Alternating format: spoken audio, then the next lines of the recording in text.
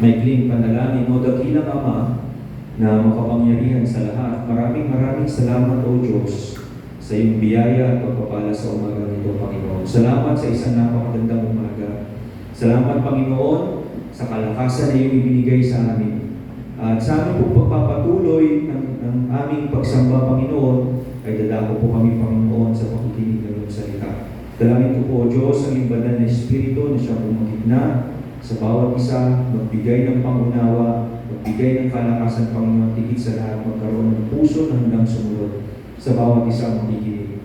Gayon din, Panginoon, sa iyong alipin na gagamitin mo sa harapan ng pulpitong ito, dalangin ko po, Diyos, ang basbas na iyong banal na Espiritu, maipahayag ang iyong katotohanan at ikaw ang madakila at maitaas sa kalamitan ng lahat. Maraming salamat, Lord, sa iyo ang papuring pagsamba sa pangalan ng aming Panginoon sa Kristo. Amen at amen. So, si Pastor Larry po ay hindi rin po makakapunta next week for reason na kailangan po nilang mag-move ng church. Dahil na po hanggang, if I'm not mistaken, hanggang May 25 na lang sila doon sa lugar na kanilang inuupahan sa ngayon. So, hindi ko alam kung ano yung last plan nila. So, last Thursday, nandun po ako sa Iligan. Dahil po yung campsite natin ay nandoon na nagtanda po ng youth camp. And kasama ko yung aking asawa at saka yung aking bunso na pumunta. Tumawid po siya ng ilog. Naglakad na tumawid ng ilog at sumakay ng bangka. Sumakay po siya ng bangka. At habang tumatakbo po yung bangka ay naninigas din siya kapag yung bangka. So, tutuloy ko po yung aking series. So, again, meron po tayong series yung tinatawag natin na spiritual health, which is strengthening the inner man. No? So, ito po ay panahon na kung saan ay kailangan natin i-evaluate kung ano po yung ating spiritual status, yung ating katunay na kalagayan. So, naka-apat na po tayo dito po sa series na ito. Sabi ko, meron tayong 7. Number 1 is yung condition of the soul. Ito po yung kung saan ay be-assess kung ano po yung kondisyon ng ating kaluluwa, ng ating spiritual life. Ano? And we have, sabi ko nga sa sermon na yun, we have to be brutally honest when we're making that assessment.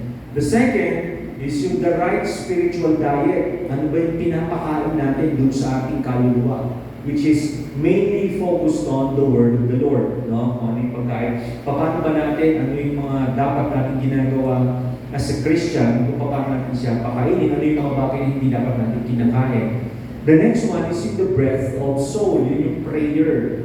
No? Ito yung kaluluwa natin. Ito yung bagay na kung saan nakikipag-communicate tayo sa Panginoon. And it's also one way na kung saan magpapatuloy, no, yung ating relationship sa ating Panginoon. And then the last one, last Sunday, ang pinag-aralan naman natin is the exercise of the soul, which is yung ating spiritual discipline. No, yung ating pagdidisiplina sa ating mga kaluluwa. So, all of those conditions, yung first one is assessment, 1, 2, and 3 is are the steps kung paano natin mapapanatiling malusog. Correct?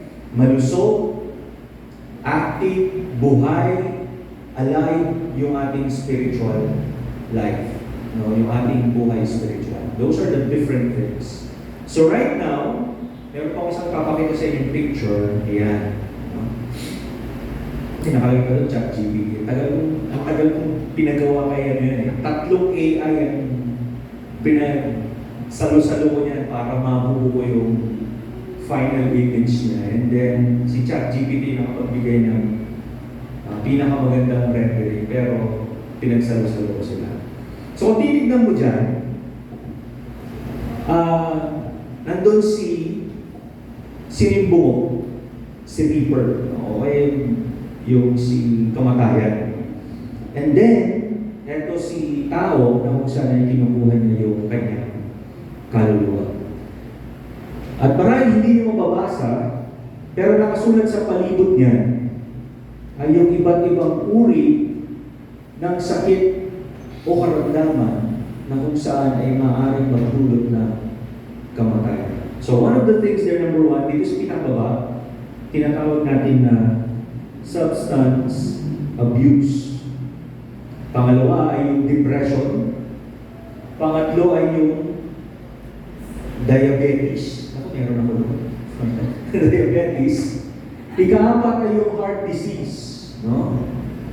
Pangalawa ay pang-apat, ay pang-lima ay yung cancer. Pang-anim ay yung stroke.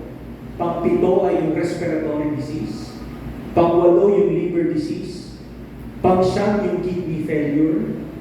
Pang-sampo yung Alzheimer's. Pang-labing-isa yung infections. Pang-labing-dalawa yung weakened immune system. And pang-labing-tatlo ay yung tinatawag natin na sepsis. So kung titignan natin yung mga bagay na yan, those are conditions ng katawan natin na hindi natin minsan namamalayan ay meron na tayo.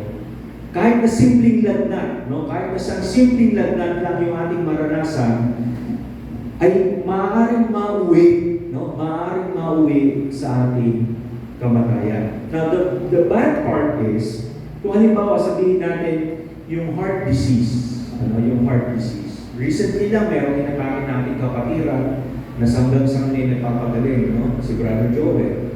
Si Pastor Larry, ganun din. Nung naranasan yun, hindi niya alam. So, as you can see, itong mga sakit na to, it does not happen instantly. Hindi siya nangyayari kaagad. Kundi in time, unti-unti siya nag-accumulate na kung saan hanggang sa bago ka ma-diagnose o bago mo malaman na meron ka na palang sakit, nandun ka na sa stage na malala. No? Nandun ka na pala sa stage na malala. Nandun ka na pala sa stage na kung saan it's either incurable or kakailanganin mo na napakaraming resources to be cured. No? An example natin, halimbawa, nung kausap namin yung isang doktor, bakit inatake? Bakit tayo inatake? Pero kapag nagpapacheck up naman tayo, normal naman tayo lahat. Normal naman lahat yung nakikita sa ating katawan. Pero di natin alam pala, through the years, ay unti-unti nag-build up. Hanggang sa pagdating ng araw, bigla na lang snap. Kaya kumansin natin, halimbawa, bigyan natin ng isang example dyan, yung tinatawag natin na diabetes. Ako, for example na lang ako, for couple of years, hindi ko inisip na magkakaroon ako ng diabetes. Inatake ako sa puso, yung pala because of diabetes. Hindi ko alam na mangyayari yung bagay na yun. And these things are tinatawag natin ng mga sakit, disease. So maaaring halimbawa kayo, umarap ka sa salamin, and you can honestly say, sabihin mo sa sarili mo, wala akong sakit. Right? Sino dito ang walang sakit ngayon? Lahat kayo, di ba? Kasi nandito kayo Nandito kayo, ibig sabihin, malusog kayo, malakas kayo, nakakalakad kayo, meron kayong sigla tuwang pumunta dito.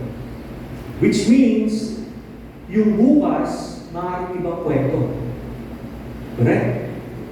Yung mga susunod na araw, maaaring iba rin yung kwento. Hindi natin alam. So, yung sakit natin sa ating mga katawan, yung mga sakit natin sa ating mga katawan, maaaring tinitignan nyo ako at sasabihin mo, Pastor, lumusog ka.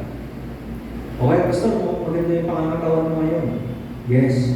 Pero hindi natin alam doon pala sa loob ko, hindi na nag-function yung tama yung pancreas ko. Yung katawan ko pala ay hindi na nag-absorb ng glucose.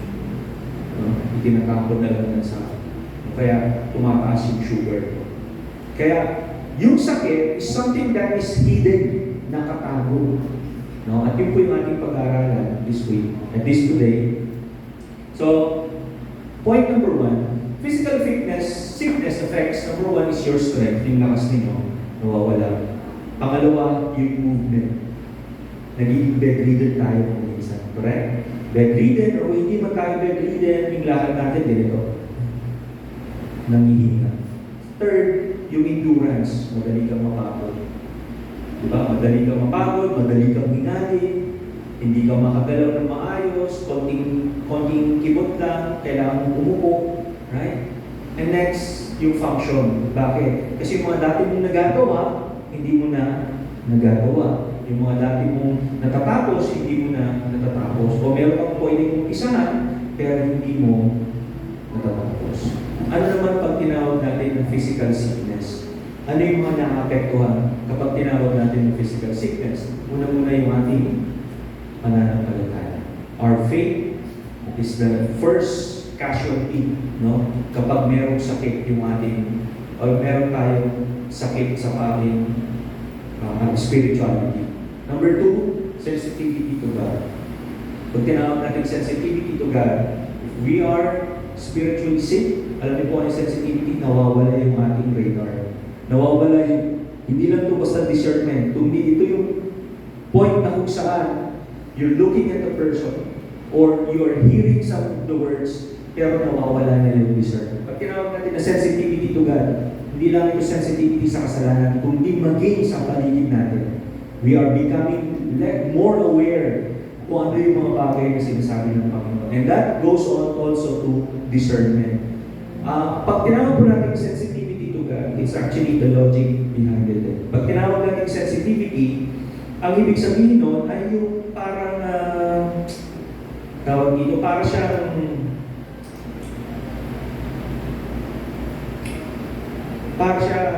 bigyan ko siya ng example. Sabi niya, ang sensitivity kasi is parang siyang,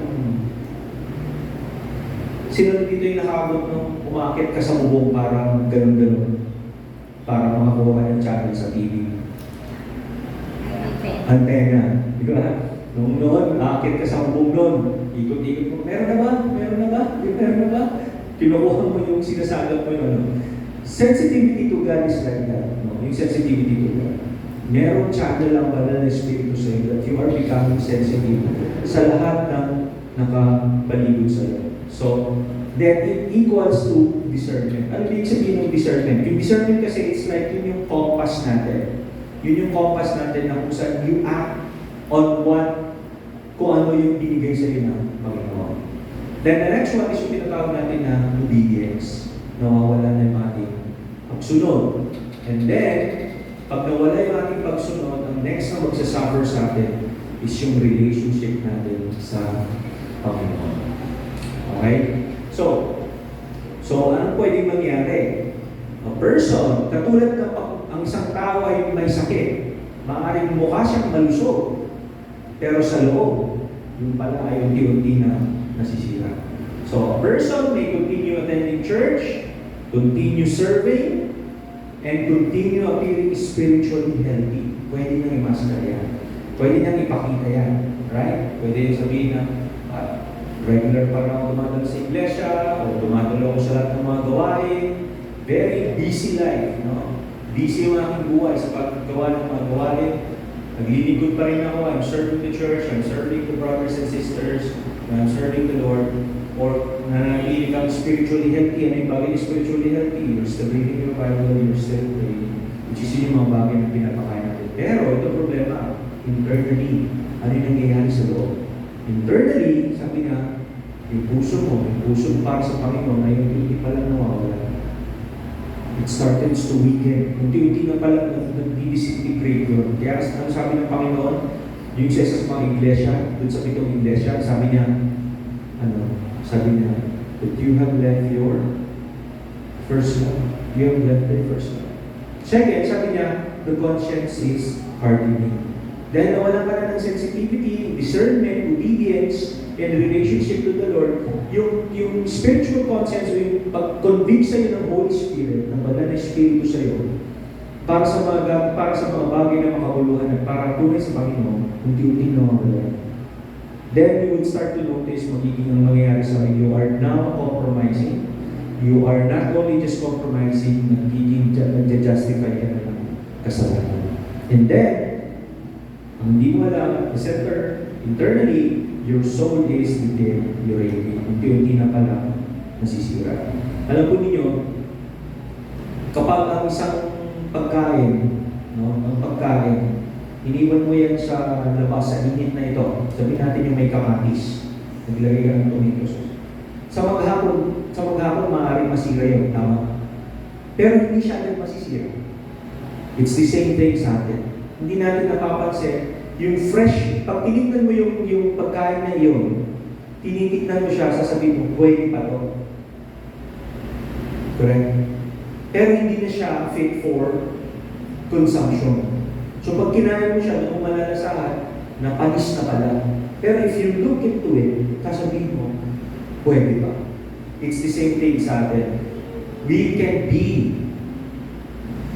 attending church, attending lahat ng gawain, continue appearing spiritually, but the big question is what's inside. Yung ating puso ba, para sa Panginoon ay nawawala? Yung conscience ba natin is nagiging matigas at hindi natin napapansin our soul is starting to live. So, ang ating text ngayon is sa Hebrews chapter 12 verse 15. Sabi niya, sa magandang balita Biblia version ito, sabi niya, pag-ingatan ninyo huwag tumalikod ang sino man sa inyo sa pag-ibig ng Diyos. Huwag kayong magtanim ng sama ng loob na dahil dito ay napapasama ang iba. Okay? So, kung nabasa ko to, I said, pwede ko maghanap ako ng ibang version which I can further relate dun sa context ng ating sermon. At ito naman yung, hindi ko siya nailan. Sige. So, sermon series number 5 natin is, pinamagatan ko siya, The Disease of the Soul. Yung sakit ng ating kaluluwa. And I'm not talking, hindi po ako nagsasalita dito in the perspective of the unbelievers. Okay? Hindi po siya under the perspective of unbelievers, kundi under the perspective of a believer. Ibig sabihin po nito, it is a person na nag-declare ng kanyang pananampalataya sa Panginoon, tumanggap sa Panginoon, nagkabautismo, tumilala, and a member of a church. So the disease of our soul. So, sabi niya sa Hebrews 12:15, balikan natin. Sabi niya, the first word na ginamit doon is yung tinatawag natin ng pag-ingatan. So, it's personal. Sinasabi dito ni Apostol Pablo sa mga taga-Hebrews, o yung sino may sumunod ng Hebrews, sabi niya, pag-ingatan. Ano yung dapat mong pag-ingatan? Pag-ingatan mo na huwag tumalikod ang sino man. Anong ibig sabihin nun? Ang ibig sabihin nito, sinasabi dito ng Panginoon is that hindi ito personal. Correct? Hindi ito personal. The instruction there is not personal, but rather organizational. Bakit? Kasi sinasabi niya ito in a holistic view na kung saan kayo magkakapatid. Ang sabi niya, ingatan ninyo huwag tumalikod ang sinuman. It's a command na ang bawat isa should look after each other na huwag tumalikod. Na walang tatalikod, gagabayan mo na walang tatalikod doon sa pag-ibig ng Diyos. Anong ibig sabihin ng pagtalikod? Ano ibig sabihin nung aalis? Hindi siya aalis sa membership, ha? Hindi siya aalis sa, sabihin natin, para pastor pag umalis sa church. Hindi yung gano'n. Ang ibig sabihin nito, yung pagtalikod niya doon sa pananampalataya. Yung kakalimutan niya ang Panginoon. Mamaya malalaman natin. At sabi niya, huwag kayong magtanim ng sama ng loob na dahil dito ay napapasama iba. So sabi ko, bakit sama ng loob? Sino dito may sama ng loob? Babait ninyo, ha? Sabi niya, sino dito yung huwag kayong magtanim ng sama ng loob? Yung sabi ko kayo makita yung other version ito. So, binuksan ko yung ibang version at ito sabi niya sa Hebrews chapter 12 verse 15. Ang sabi niya,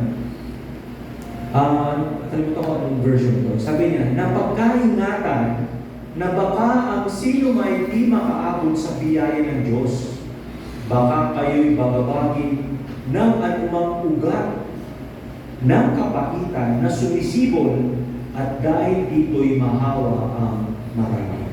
Ayan. So sabi ko, nung nabasa ko yung version na to doon sa isang Bible, sabi ko, mas malalim pala yung ibig sabihin mo sinasabi. Dahil yung naunang version, ito yung mas mababaw na Tagalog. At kung babasahin mo lang siya on a direct manner, parang sinasabi mo na huwag magtanim lamang ng sama ng loob. Pero kung titignan mo pala, ibig sabihin ng sinasabi doon sa mas malalim na pagkakasalin, ang sabi pala niya, unang-una sabi niya, pagkaingatan na baka ang sino man. So doon pumapasok na yung aspect na personal at the same time congregational na sino may di makaabot sa biyaya. So ibig sabihin na someone who would fall out of grace. Baka kayo'y bagabagin ng anumang ugat ng kapalitan. Ang sinasabi niya doon, baka kayo baka naman kayo ay masama, madamay. Sabi niya, yung ugat ng kapalitan na sumisibol. No? So yung ginamit nila doon sa kapalitan na yun is yung sama ng loob. Pero ngayon malalaman natin yung tatlo kung ano yung bagay na yun. Sabi niya, at ang dahilan nito, sabi niya kung bakit sulat si Pablo doon, sabi niya, dahil dito'y mahawa ang marami. Okay. So, the key phrase na binigyan ko ng pansin dyan is yung ugat ng kapalitan. So, tignan mo natin, ano ba pag tinawag natin ugat? No, number one, it grows underground. Tama? Pag nagtanim ka ng buto, lalabas yung ugat, hindi naman palabas yung ugat eh. Ano ang sabi niya? Pailalim. Right? It grows underground. It means siya yung magiging anchor para hindi matinag yung halaman. Pangalawa, it's hidden before visible. Ano ibig sabihin nun? Pag tumingin ka sa isang halaman, hindi mo naman makikita talaga yung ugat niya. Maaaring sabihin natin, pag tumingin ka doon sa isang halaman, makikita mo na isang naisip maliit na ugat, pero doon pala sa ilalim ng napaka-rami, napaka-lalim. No? Next, sabi niya doon, it spreads before detected.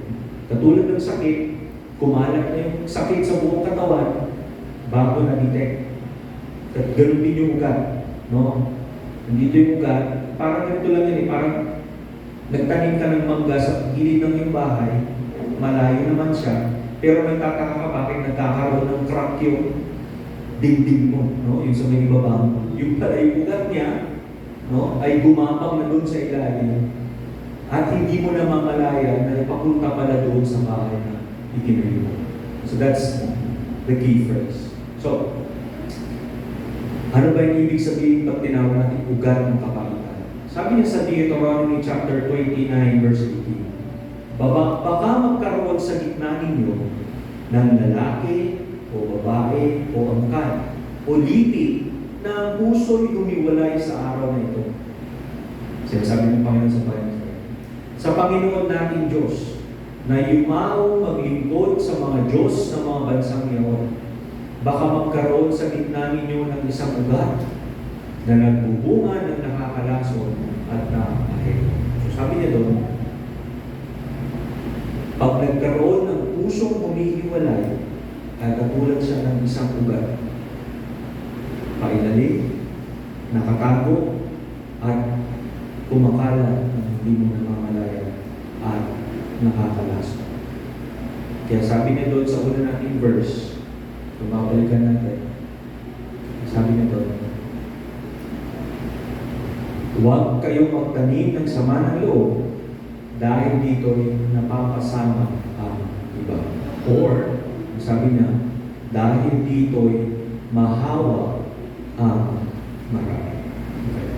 So, I have 3 points na gusto kong bigyan natin ng pansin. No? Ang ugat ng kapalitan, number 1, it corrupts the heart. Mapapansin niyo, nagbabago na yung desire ng puso mo. Hindi mo na ipapakita, pero internally nagbabago. Second, it changes behavior. Nagbabago yung pag-uugali. Nagbabago yung pagkitungo, pagkikisama ng tao. Next, it spreads to others. Matindi yan eh. Matindi yung epekto niya sa iba. Matindi yung hawak niya sa iba. Now, let's start. An unhealthy soul does not become diseased instantly. It becomes infected gradually through tolerating sin and neglected spirituality. Yan. Hindi natin napapansin na tayo pala ay unhealthy na hindi na pala tayo healthy. Hindi yan agad nakikita. Now, first disease, number 1, the disease of bitterness. Ano yung bitterness? Mapait, tama? Sabi ko nga kay Sister Carol kahapon, kumain ka na, ang palaya. Ang palaya, kumain kayo ng palaya. The disease of bitterness. Let's define what bitterness is. Bitterness is unresolved hurt that has been allowed to remain in the heart. Tama yung definition nito. Tama, right? No? Yung bitterness ay isang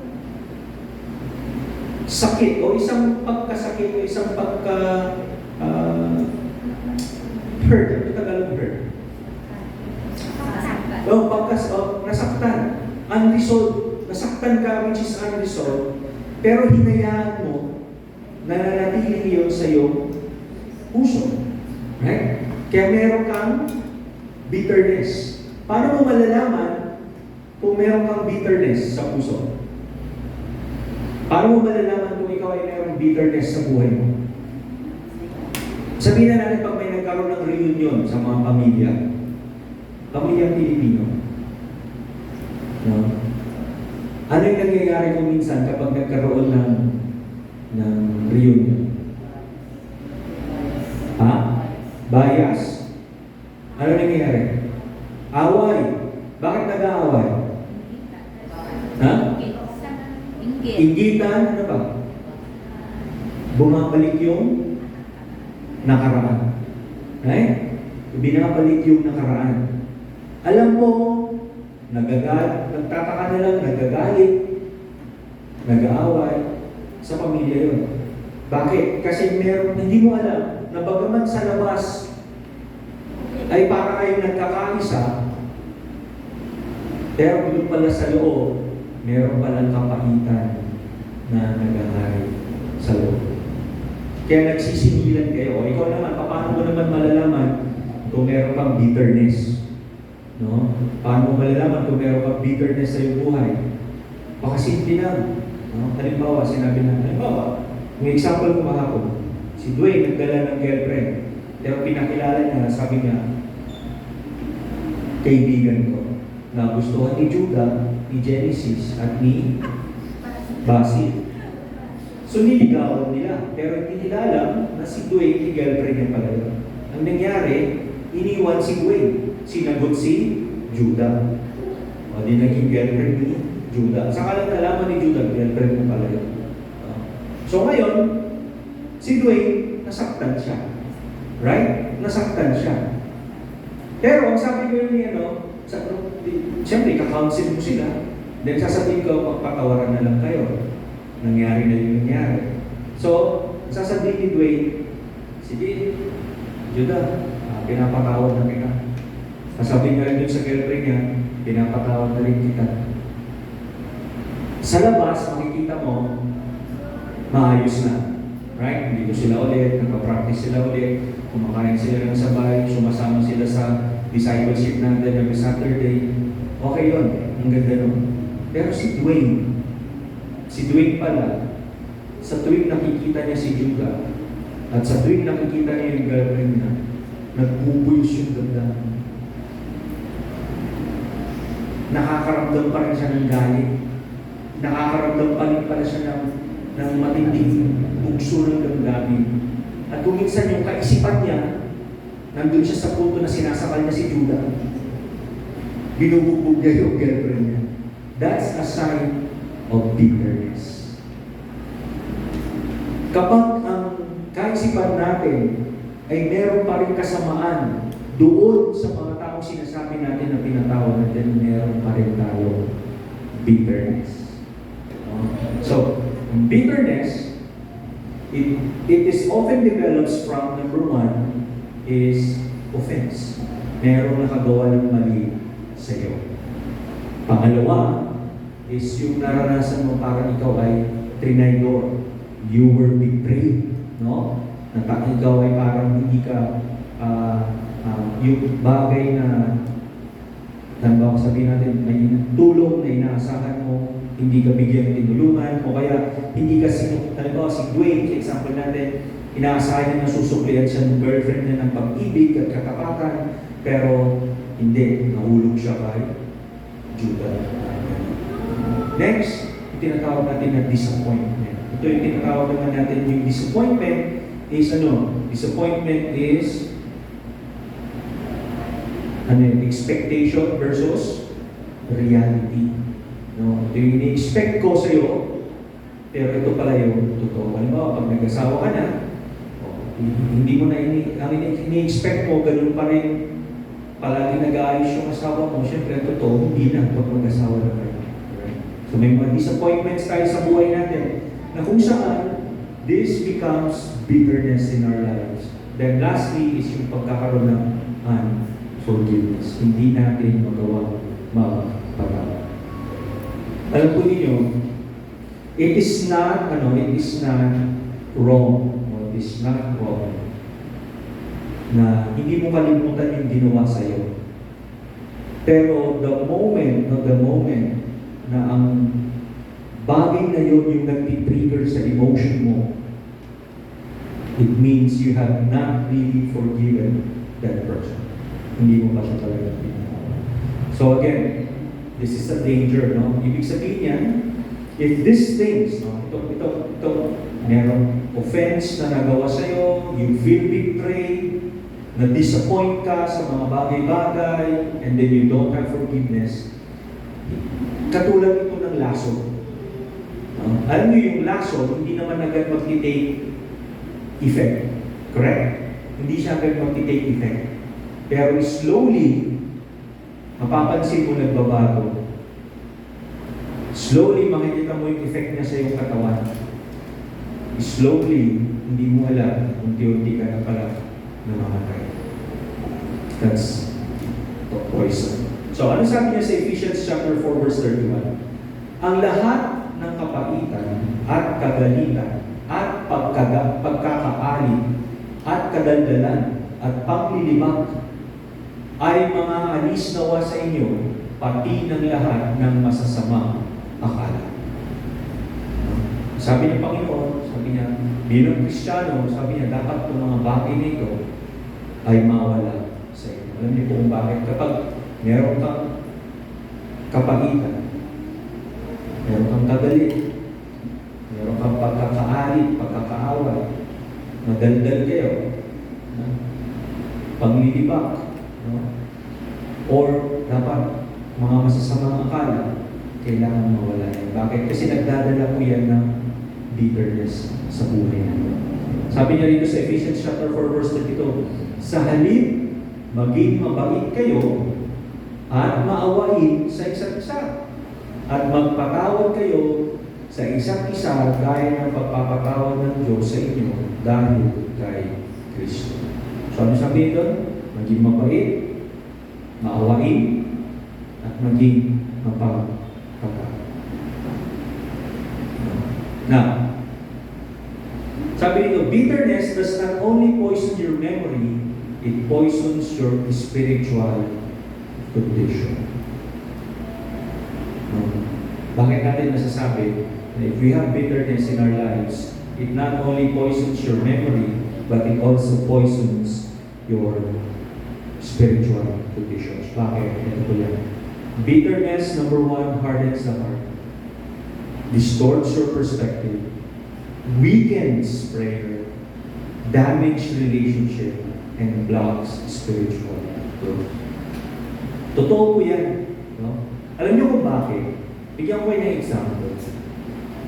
Isa sa mga bagay na ginagawa ng isang mature na Kristiyano ay yung ipag-pray niya yung kanyang mga kapatid. Tama?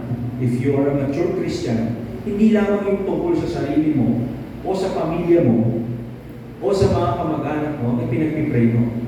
Kundi you're actually praying for everyone, sa lahat. Sa mga kakilala mo, kaibigan mo, at pinakahigit sa lahat, yung kaaway mo. Correct?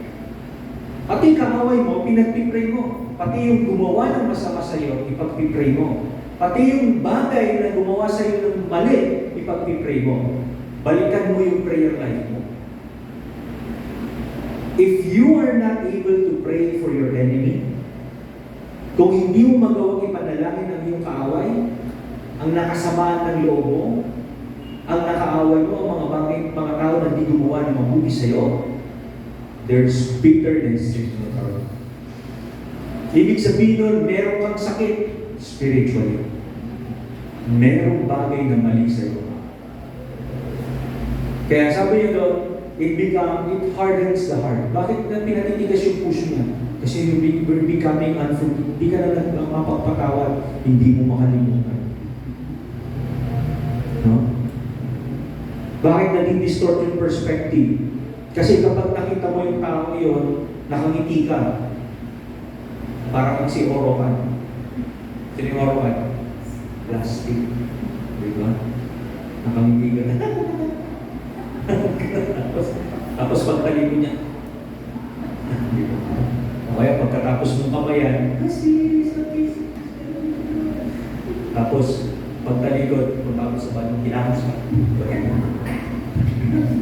No? Distortion perspective. Hindi lamang yun. Magiging hostile ka. Alam mo paano makikita na mayroong hostility? Pag nagkakaroon ng hostility, you are against sa lahat ng ideas niyo. Tapos kahit naman na wala namang conflict or wala namang friction, gumagawa ka ng friction. Hindi fairness sa puso. Second, sabi ng weekends prayer. Alam mo bakit nanghihina yung prayer? Kapag meron bitterness. Sa tingin niyo sa paano parang nanghihina yung prayer? Gagamitin kasi ng kalaban doon yung sama ng loob, yung pait na nararamdaman habang nagpipray ka eh. Biglang habang nakapikit kang gano'n, bigla ba naman magpa-flashback yung mukha niya? Diba? Nakapikit ka gano'n.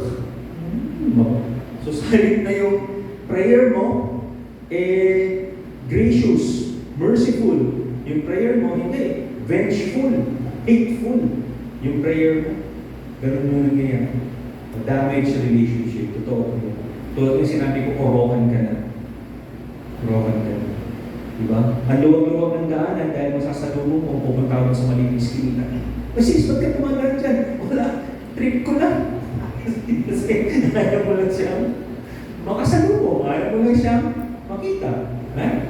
And then lastly, this is very crucial, blocks spiritual growth. Ito po yan. A bitter heart cannot fully experience the freedom of God. Remember, you will never experience the freedom of God. At yan ang dahilan kung bakit it will block your spiritual growth. Kaya hindi ka lumalago, hindi ka lalago. Because of it. Pangalawa, next, the disease of pride. Kaya akala ko kahapon binasa ng misis kayo online ko. Pero it's the disease of pride. Alam po ninyo, napag-uusapan namin kagabi ko, ng asawa ko habang nakita ko. One of the sins of Satan. Ano yung kasalanan ni Satan? It's pride. Yung pride. Pride kills. Pride kills. Sabi niya, ano ba yung pride? Pride is self-exaltation that removes dependence on God. Ulitin ko, ha? Pride is self-exaltation that removes dependence on God. Okay. It is manifest through, number one, self-sufficiency. Pag tinawag natin self-sufficiency, kaya ko ang sarili ko. Right? Kaya ko ang sarili ko. Pangalawa, there's always a resistance to what? Correction. Ayaw niyang naitutuwid siya. Ayaw niyang napagsasabihan. Ayaw niyang nadidisiplinaan. Pangatlo, there's always a desire for recognition. That's pride. Ang gusto niya, siya yung palaging bida. Siya yung palaging bangka. Siya yung palaging napapansin. Pangatlo, refusal to humble oneself. Hindi niya kayang ibaba yung sarili niya, hindi niya kayang tanggapin o ilagay yung sarili niya sa sapatos ng iba. Para sa kanya, kung ako ito, wala akong pakialam sa'yo. Pumahol ka ako, gusto mo. Ganun yun. Ganun ang pag-uugali niya. Next, pride is dangerous. Ito, napakahalaga mo nito. Pride is dangerous because it is often disguises itself as strength. Niniwala kayo dyan? Niniwala ba kayo dyan? No? Pride is dangerous because it often disguises itself as strength. Alam nyo, minsan, hindi natin napapansin. Sinasabi lang natin na, hindi, kaya ko to. Minsan sinasabi lang natin na, hindi. Akala natin yung mga bagay na yun ay nagpapakita ng kalakasan. Pero hindi natin alam, pagpapakita pala yun ng pride. Nagpapakita pala yun ng pride sa buhay natin. Bigyan mo lang sa mga isa. Kung titignan natin, halimbawa, example nito. Kapag tinamaan yung ego natin, ano yung ego? Self-esteem, right? No? We are so sure, sigurado tayo that we are correct. Sigurado tayo na yung ating, sabihin natin sa trabaho, yung ginawa ko ay tama. No? Sigurado yung ginawa ko ay tama. Sigurado ako na yung ginagawa ko is 100% sure. And then, biglang i-point out sa'yo, you made a mistake. Mali yung ginawa mo. Hindi tama yung ginawa mo. So, anong gagawin mo? If yung pride ang nag-ahari sa'yo, sasabihin mo, I will stand my ground. Paninindigan ko yan. Hindi ako yung utos-utusan nila o sasabihin nila ako ng gagawin kasi alam ko yung ginagawa ko. That's ego. That's pride. That's a disguise of strength. Akala natin, it's a disguise of strength, but rather ang minimanifest mo pala is the sin of pride. Ganun. So kung minsan nakikita natin, halimbawa yung self-sufficiency. Paano natin nasasabi na tayo malakas kapag self-sufficient tayo? Ito, sa mga, minsan naririnig ko ito sa mga liberal movement. Sabi na, hindi ko kailangan ng lalaki. Kaya mo mabuhay ng walang lalaki.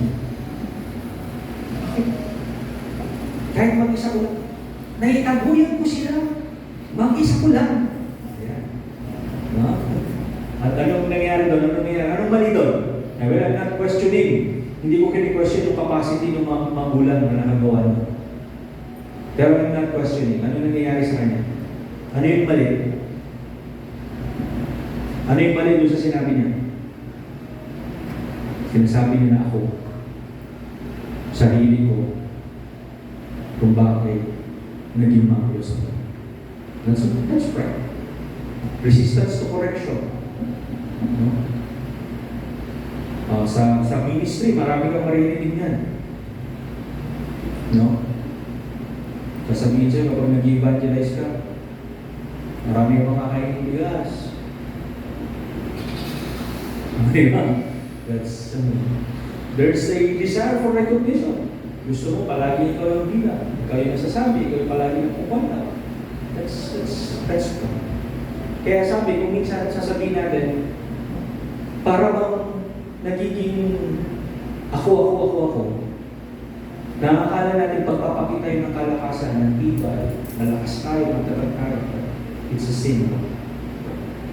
Sabi na rito, sa Kawikaan, chapter 16, verse 8, ang kayabangan ay umaantong sa kapahukan, at ang nagmamataas ay ibabagsak. And then sabi niya sa Santiago chapter 4 verse 6, ngunit sapat ang biyaya ibinigay ng Diyos, kaya ang sinasabi ng kasulatan, kinakalaban ng Diyos ang mga mapagmataas, ngunit kinahahabagan ang mapagpakumbaba. That's the difference. Kaya kung titignan ko natin dito, sabi niya dito, the proud person stops depending on God because he has become impressed with himself. That's pride. Malaki na yung tingin niya sa kanya, sarili, na ang lahat ng bagay. Kaya kung minsan, God allows us to fail eh. Hinahayaan ng Diyos na tayo ay matalo. Pinapayagan niya na tayo ay hindi palaging nagtatagumpay. Alam niyo kung bakit?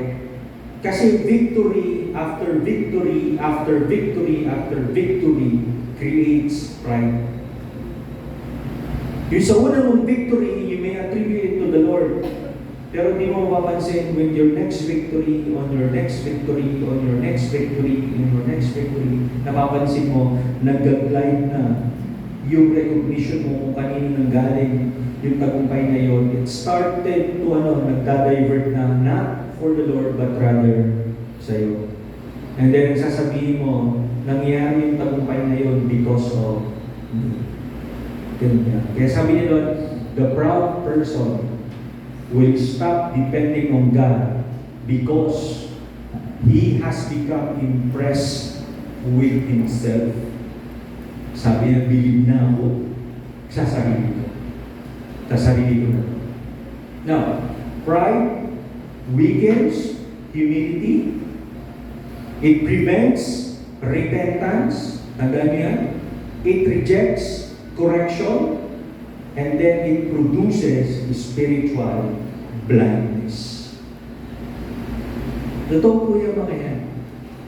Hindi ka na nagiging mapagpakumbaba. Kailangan ng lahat ng tao susunod na sa standard mo. No? Halimbawa, yung boss. Kapag yung boss is very sa trabaho. Sa trabaho, kapag napakagaling ng amo o napakagaling ng boss mo, no? Talagang makikita mo kapag nag-meeting kayo, napaka-self-imposing niya talaga. At nakikita talagang i-impose na kung ano yung gusto niya mangyari o yung kanyang will. Ganun yun. So ano nangyayari? No? If the kontra ka doon, nawawala. Hindi niya kikilala yung tatanggapin yun. That's why hindi na siya makakawala. It weakens humility. It prevents repentance. Bakit? Kasi hindi niya acknowledge kailanman na siya ay mali. Wala siyang mali.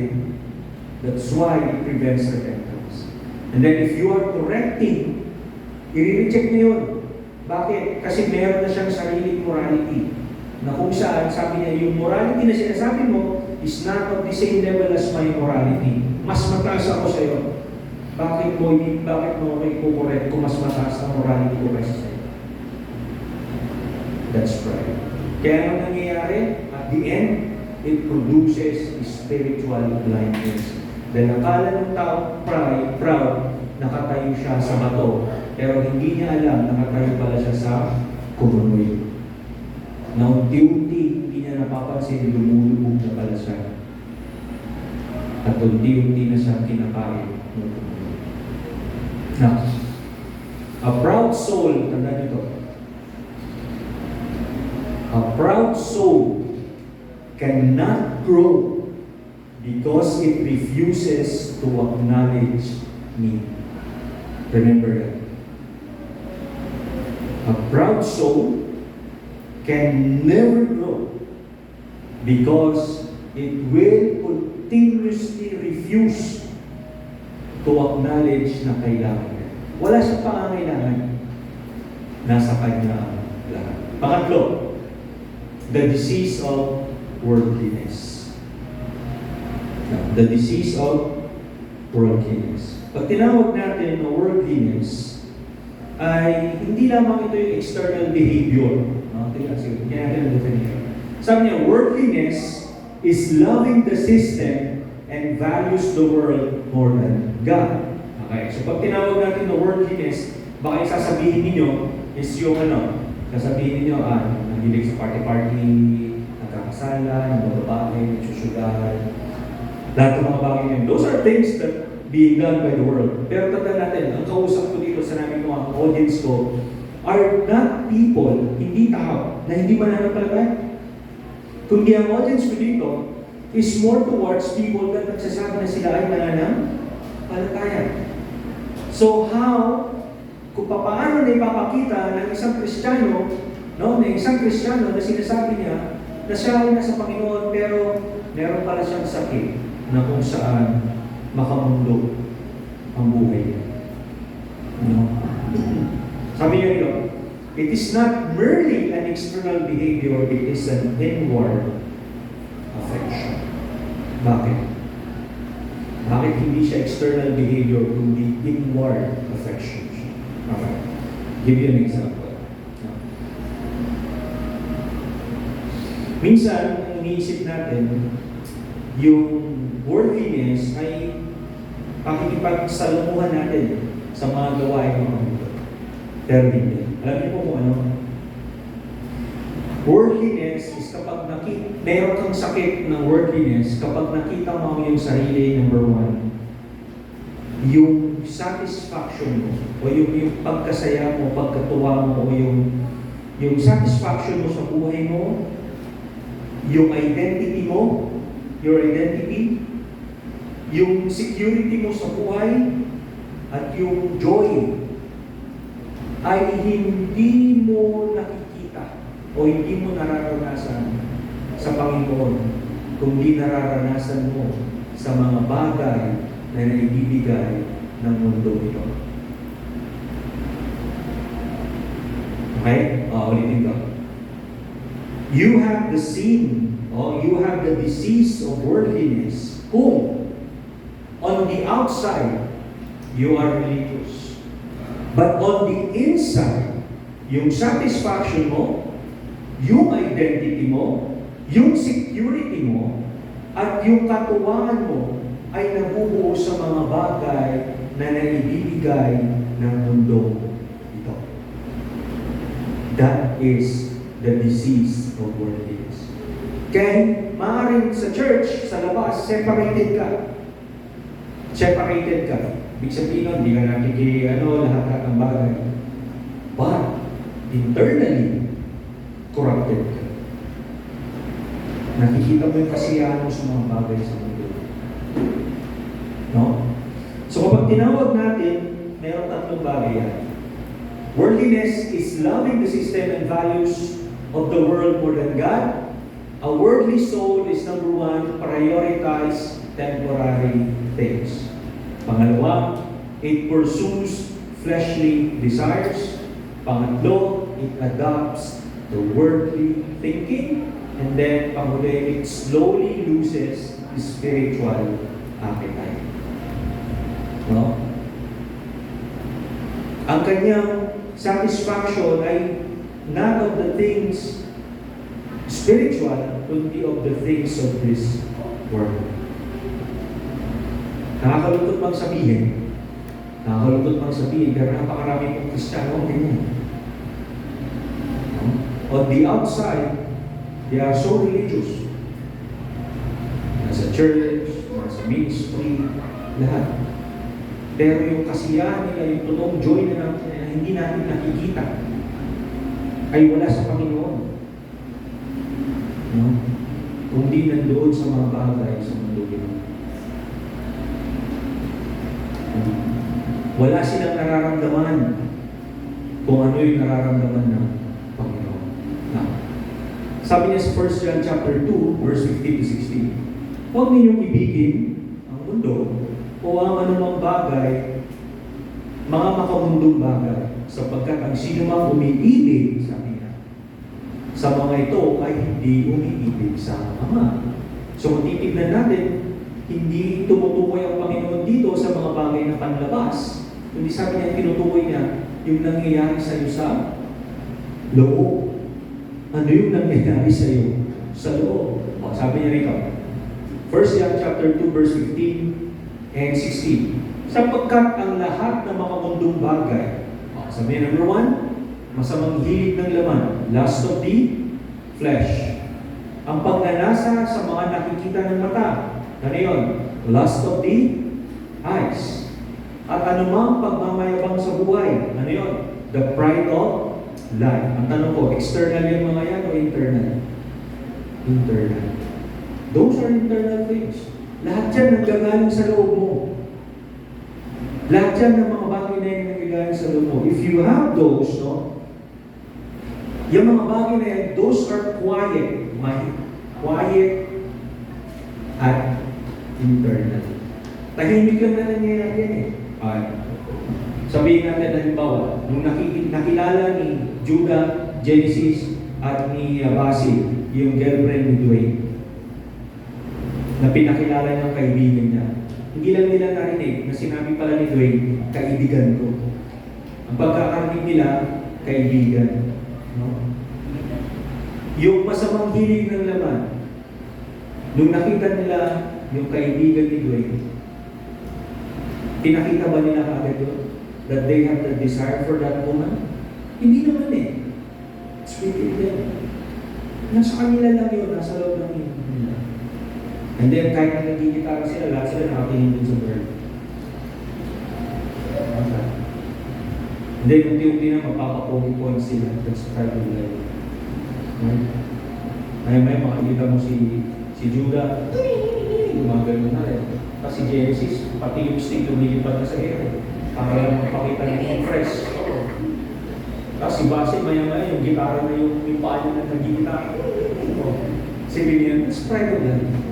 Pero yung mga bagay na yun, those things are coming in internally and hindi mo alam, it starts and slowly corrupting you. Unti-unti kanyang kinuha.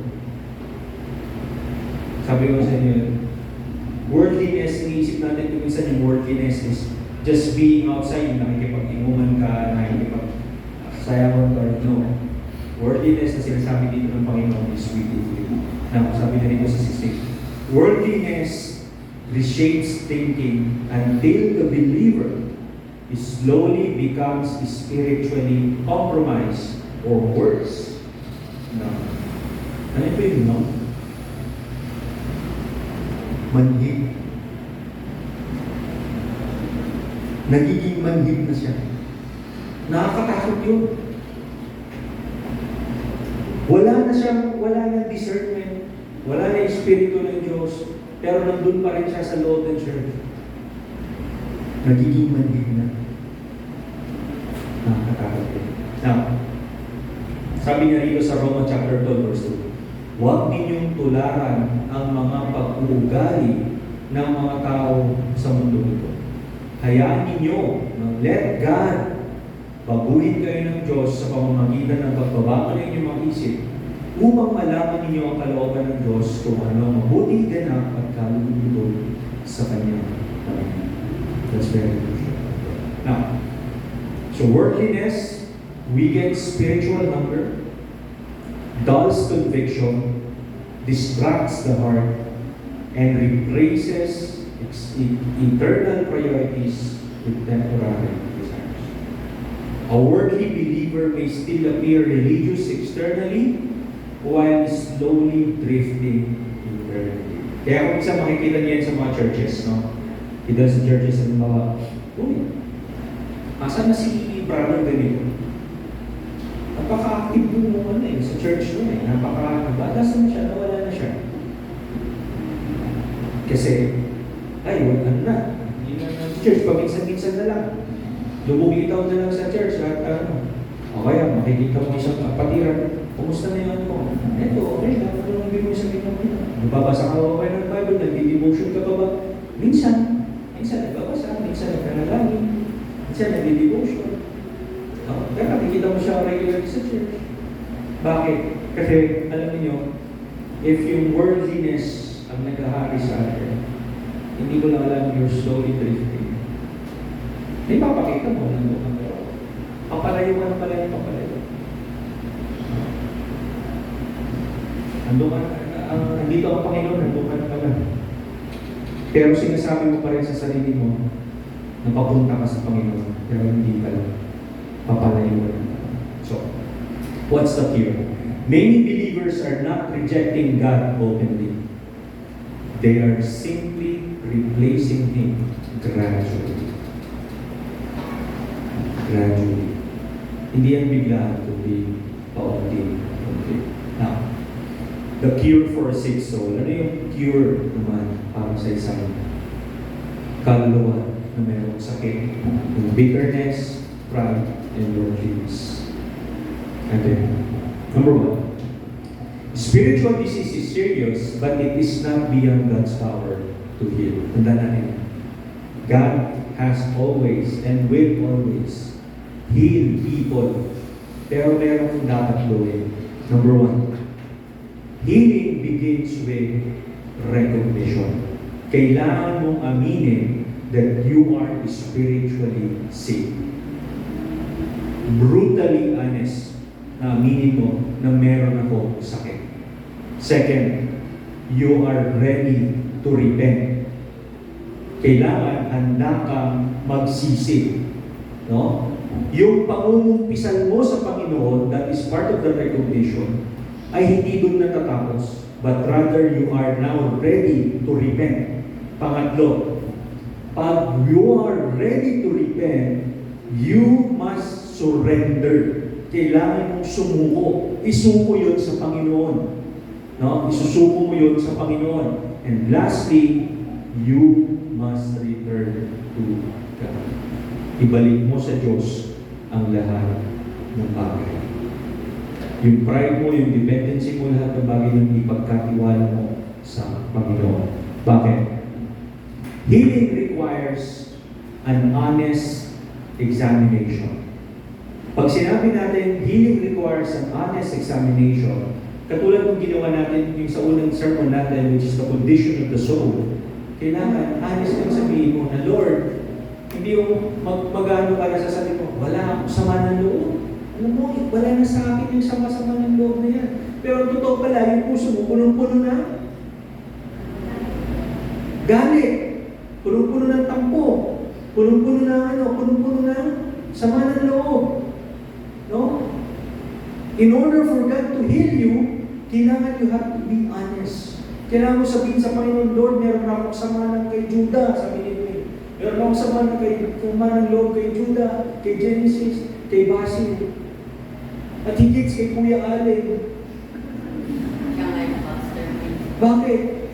Kasi si Kuya Allen, alam naman niya, nag-girlfriend hindi niya sinabi. Diba? Kailangan mo maging honest, no? So you have to examine, sasabihin mo, aminin mo talaga, na Lord, I hate this guy. Galit ako sa kanya, Panginoon. Sasabihin mo talaga sa Panginoon, Lord, ayoko sa kanya, hindi ko siya matiis na kaharap. Hindi ko siya matiis na kasama. Ayaw ko siyang kasama. You have to be brutally honest with that. Kasi you have to examine yourself. Nasasabihin mo talaga sa Panginoon, this is me, Lord. I'm incomplete. Hindi ako perfect. And I need you. Alam mo, hindi mo magagawa yan without the power of the Holy Spirit. That honest examination. Second, there should be a genuine repentance. Totoong pagsisisi. Mayroong totoong pagsisisi. Next, you are to surrender to God's correction.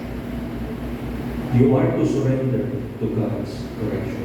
Pag tinawag natin, you have to surrender to God's correction. Halimbawa, sinabi ni Pastor, Judah, girlfriend niya yun. Hiwalayan mo siya. Sabi ni Lord, mahal ko na siya. Ngayon na si Judah gano'n. Hindi gano'n. Right? If you are going to surrender to God's correction, it will be painful. Masakit. Right? Pero ang bunga na sabi ng verse natin na nakaraan nito, ang bunga nun ay matatamasa mo sa isang mapayapa at masaganang pamumuhay. Right? Let me give you an example. Yung artista, si Connie Reyes. Right? Si Connie Reyes. Nung nakakilala si Connie Reyes, ano pa, knowing na yung relationship niya is wrong. Meron silang anak, paano yung anak ko? Sa maraming Kristiyano yan eh. Maraming nagsasabi sa maraming, paano yung anak mo? Paano yung ganito? Paano na ako? But when he surrendered to the Lord, sabi niya, he surrendered to God's correction. That's the biggest manifestation of what we're bigyan ng example. Kasi ano sabi niya, iiwan ko kahit mahal ko.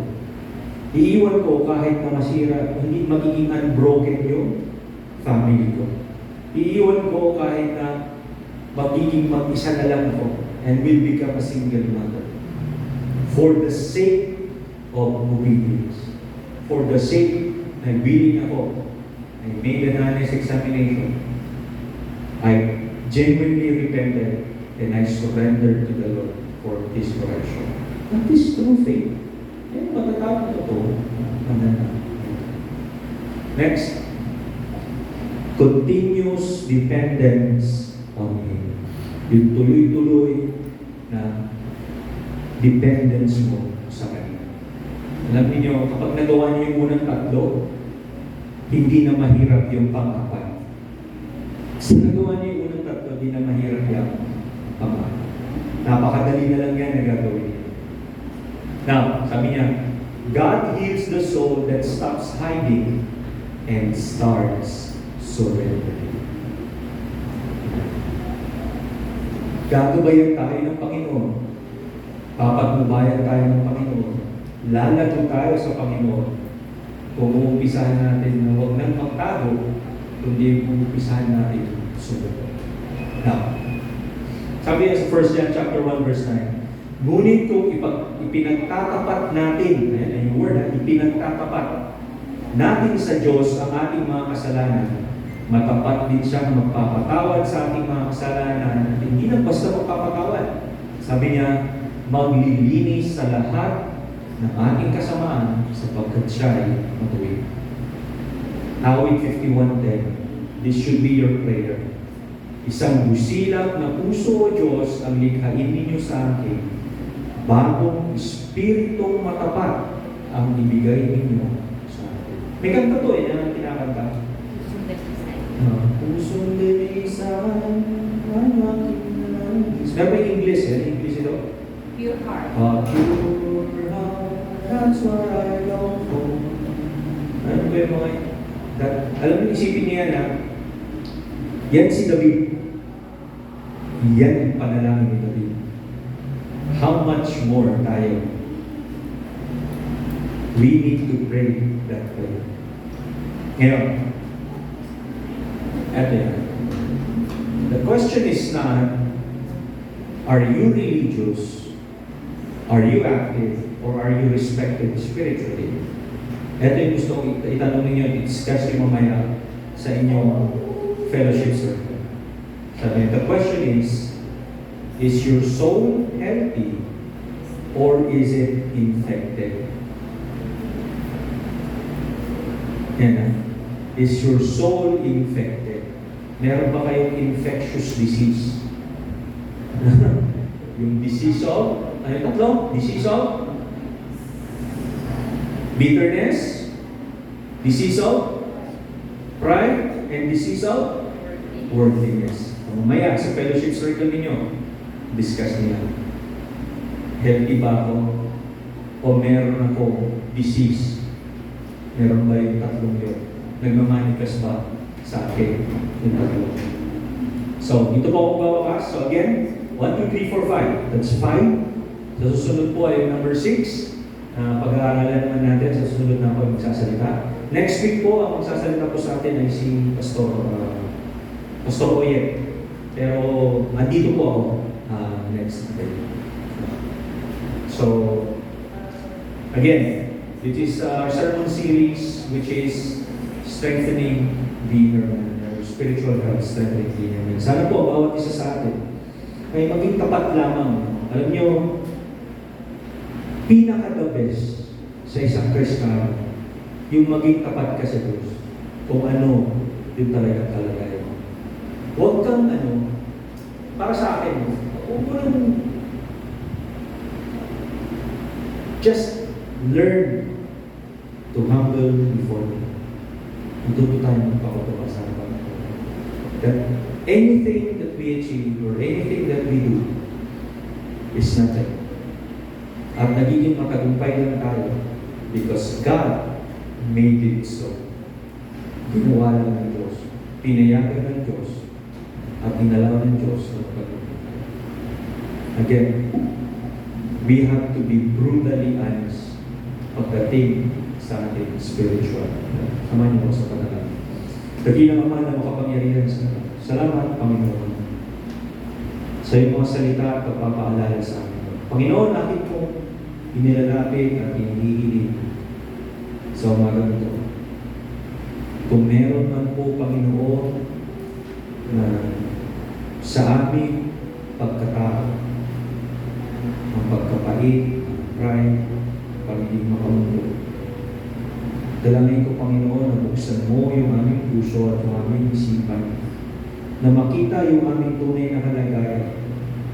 At ang mga bagay na ito, Panginoon, na patuloy na nagiging tanikala sa aming paglago, sa aming buhay spiritual, para sa tumanggap kami ng pagpapalat biyaya sa amin.